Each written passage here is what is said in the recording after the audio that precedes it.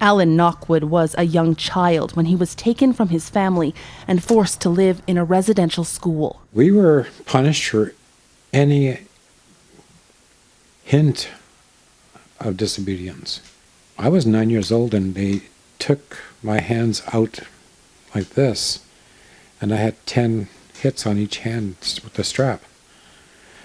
And it caused my hands to swell up to the point where I couldn't move them. Still, Knockwood says he considers himself lucky. He survived. At least 215 children in Kamloops did not. And across the country, Indigenous community members believe there are many more victims that remain unaccounted for. There was a lot of first-degree murders that happened in those schools. So it triggered a lot of emotions for thousands of people right across this country. In Saskatchewan, the Federation of Sovereign Indigenous Nations say it's time to conduct radar ground searches at residential school sites across the province.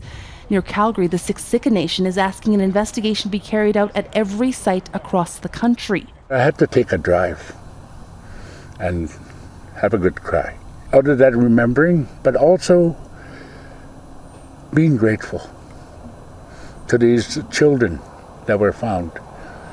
And the probability of finding children here too, around this school. The past few days have been traumatizing for survivors like Butch Wolfleg, remembering not only those who died at the schools, but in the years since they came home. Their way of dealing with this trauma is through addictions, dulling the pain. And a lot of them died while they were dulling the pain. Speaking about such a painful past is not easy. For many survivors, it's not something they often do. But there is also a deep need to ensure these stories are told, so that moving forward there can be peace and justice that is just not possible without accountability and truth. Heather Yourex-West, Global News, Calgary.